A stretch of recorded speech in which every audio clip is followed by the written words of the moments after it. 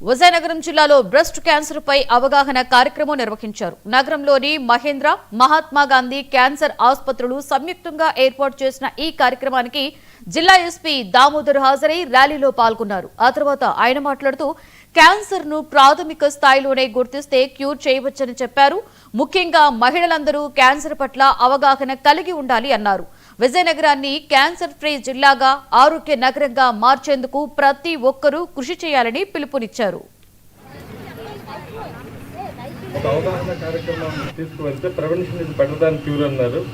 ఇది బాగా రాక్ చేస్తున్నటువంటి ఇష్యూ అందరినీ కూడా, పర్టికులర్గా ఉమెన్ ఇష్యూ కాబట్టి అవగాహన వాళ్ళకి చాలా తక్కువగా ఉంటుంది. మొహమాట పడ్డం ఇప్పుడు డాక్టర్ గారు అలాగే చెప్పినట్టు వీళ్ళు ఇది ఎందుకు తీసుకువెళ్ళాలి, బయట వెళ్తే సిగ్గుపడటం అలాంటివన్నీ ఉంటాయి.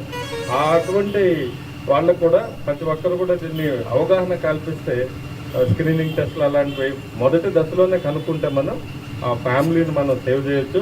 వాళ్ళ పిల్లలు కానివ్వండి, ఇప్పుడు మారుతున్నటువంటి లైఫ్ స్టైల్లో హెల్త్ ఇష్యూస్ కానివ్వండి, అలాగే ఫుడ్ ఇష్యూస్ వల్ల ఈ బ్రెస్ట్ క్యాన్సర్స్ ఇవన్నీ కూడా ఒక మరణానికి సంబంధించే విధంగా ఇవన్నీ తీసుకువెళ్తాయి.